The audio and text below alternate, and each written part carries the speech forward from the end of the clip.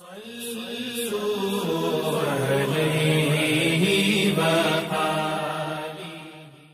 اللہ الرحمن الرحیم۔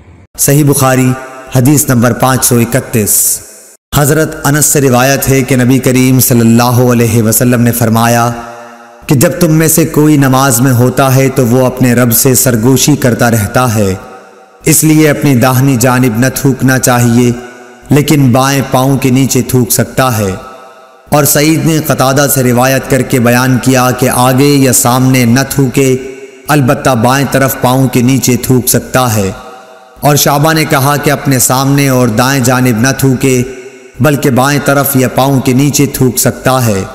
اور حمید نے انس بن مالک سے، وہ نبی صلی اللہ علیہ وسلم سے روایت کرتے ہیں کہ قبلے کی طرف نہ تھوکے اور نہ دائیں طرف، البتہ بائیں طرف یا پاؤں کے نیچے تھوک سکتا ہے۔